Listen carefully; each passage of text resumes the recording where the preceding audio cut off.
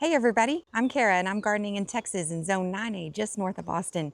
Today is an exciting day because spring has officially sprung, which means I get to plant up my veggie garden. I'm going to bring you guys along today for the process, show you how I planted all of my veggies from seed, how I prep my beds with my soil, and show you the whole planting process. So let's get going. So we finally completed construction. This is actually a brand new setup for us. We had them actually a little more to the left of this location, but we have a peach and a pecan tree there, and the garden we had in place before was taken over by shade, which necessitated us to move this one here. And you can see that this one is going to be awesome because it officially is in the most sunny section of our yard.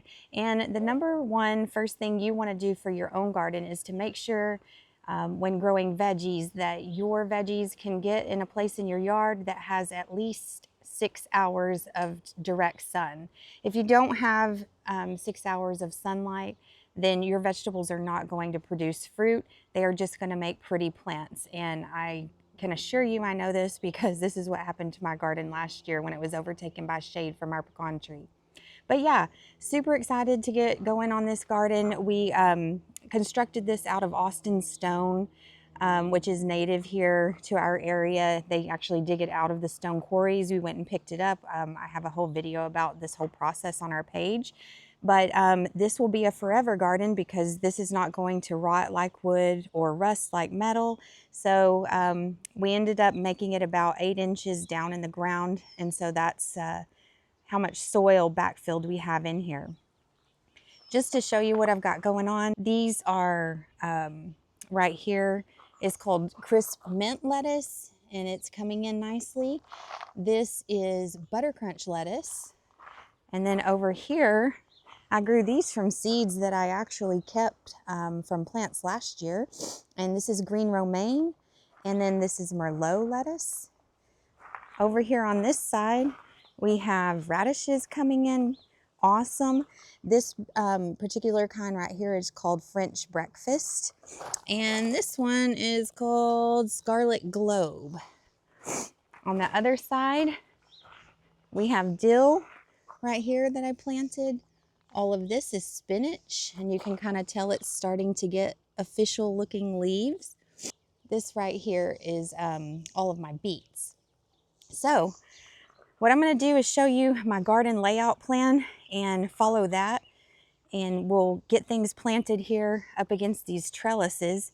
That way all of our new veggies can get going. So let me show you my garden plan. So before I ever do anything in the garden, I always start with a layout, because before buying seeds or buying plants, you want to take into consideration how much space you have. And I don't really do this fancy, I never have. I just draw a rough sketch of what I'm thinking in my mind. And so you can see that I have the shape here. It's like a horseshoe shape of my garden. And what I've decided to do this year is the spot where I was showing you the spinach, right behind it, I'm gonna plant 10 to 20 bell peppers. I have green and chocolate bell peppers that I've grown. And then in front of those, I'm gonna grow mini bell peppers. So bell peppers take quite a long time to actually grow. And I feel like here in Central Texas, it usually, like, the bell peppers start producing sometime around the end of June and into July. So what I do though is I put them on that bigger trellis there because they can get really tall, and the trellis acts as a great support system.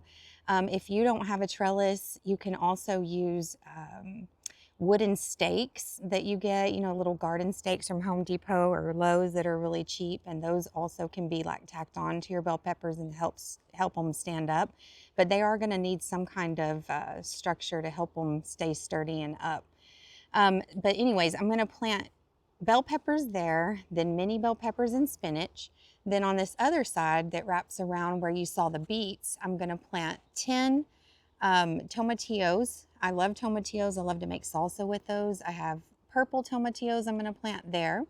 And then on the other side where the dill was, we're going to plant Roma tomatoes. Behind that, or actually on this side closest to us where we're looking, we're going to have tomatillo, the green ones on the other side of the purple. And tomatillo vines get really, really tall. So they definitely need a trellis to crawl up. And then we'll have our lettuce, which is low right in front of it. And then going on the other side, the longer side, we'll have eggplant and tomatoes. And the eggplant I overwintered them in my greenhouse. I dug up, you can see in another video I did, but I dug up the eggplant from my existing garden in the fall, and I saved those in the greenhouse in pots, and they are actually already mature, and I'll show you how those look, but we're gonna plant those up there and tomatoes next to them. And then flipping it around, we'll have San Marzano tomatoes on this side, and then flipping it around this way, we'll have Roma tomatoes on that side. San Marzano tomatoes and Roma tomatoes are what they also, San Marzano and Roma tomatoes are what they call indeterminate tomatoes. Indeterminate means they can grow an indeterminate height, which means they just go and go. So you definitely are going to want something that will help hold them up. But anyways, let me show you the plants that I grew from seed.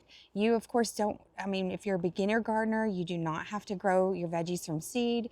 I didn't do that when I was first starting out. I would go to the nurseries. I would go to Home Depot, Lowe's, my local nursery, and I would just buy the plants that I wanted and try them out. And actually, that was the best way to start as a gardener for me because, I didn't really know how to do all of that in the beginning. But basically, it's just get a plan together, get the plants you will actually eat, the veggies you will actually eat, and start there. So let me show you what we've got. Here are all the veggies that I'm going to be planting, and this was the first season that I had my greenhouse and was able to grow all my seeds in there. And I have to say, the greenhouse, wow, these plants just loved it in there. They loved that heat.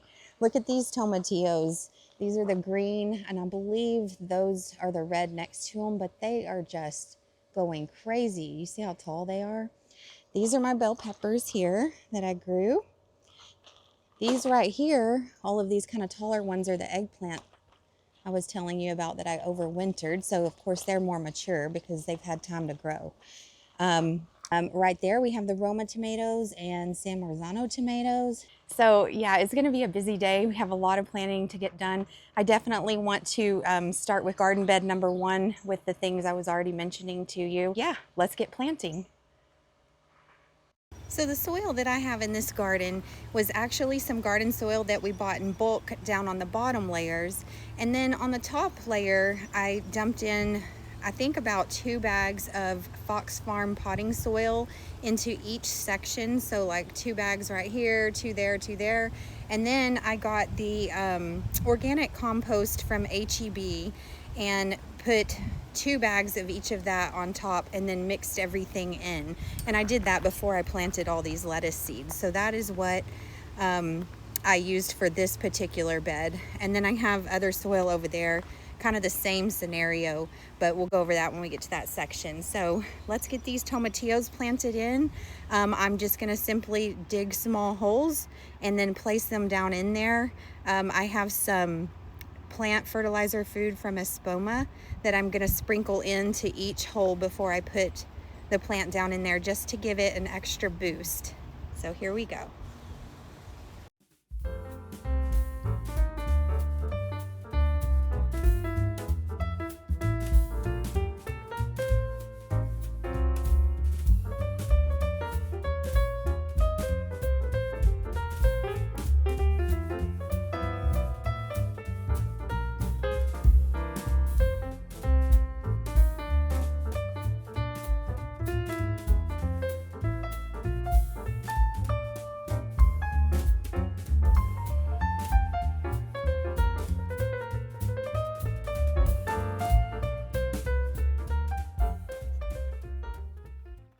Since my tomatillos are already so tall because they've been growing like gangbusters in the greenhouse, I'm actually going to have to tie them up. And I love to use this tie-back tape. It's Velcro.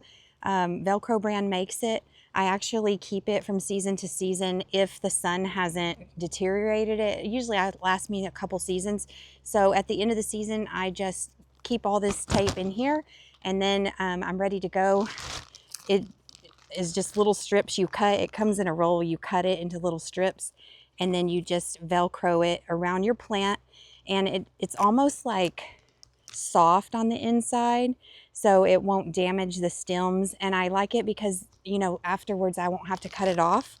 At the end of the season, I just undo it and it's ready to go. So I'm gonna go ahead and prop up my tomatoes and onto the trellis and tie them on with this so they can get a good start growing straight up.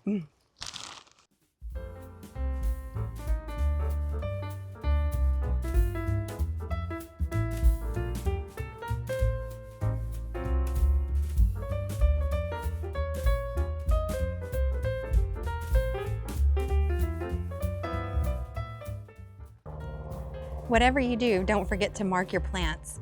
I cannot tell you how many times I come out to the garden and forget what I planted. So, 3 markers for purple tomatillos.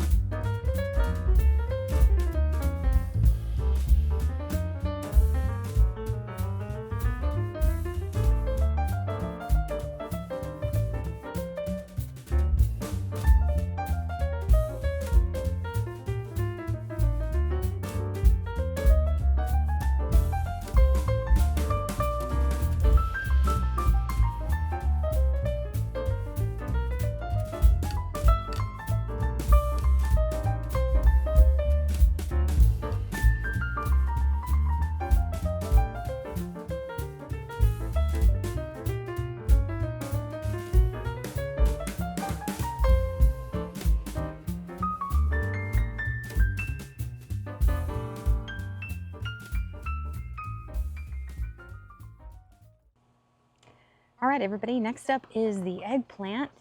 Looks like we have about 10 plants, and my plan is to plant them right here, and they'll grow up big enough to be trellised up all on this. So yeah, same procedure as the tomatillos. Just gonna dig the holes, get the plants, get some fertilizer down in the hole, then plant the plant, and we'll be good to go. Make sure and, of course, label your plants and then water in. So here we go.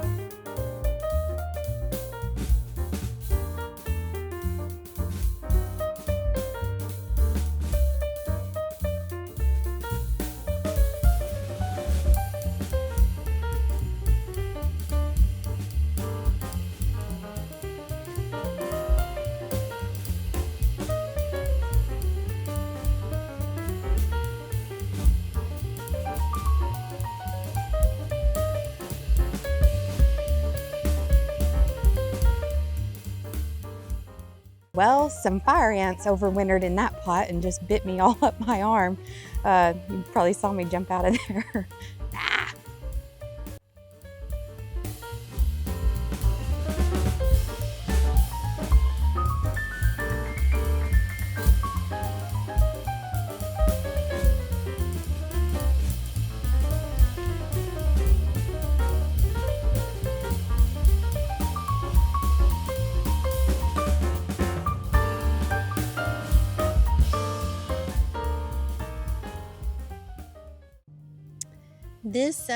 These 2 eggplants will not be making the cut. I don't know if you can see the fire ants crawling all over that, but they will be going in the trash.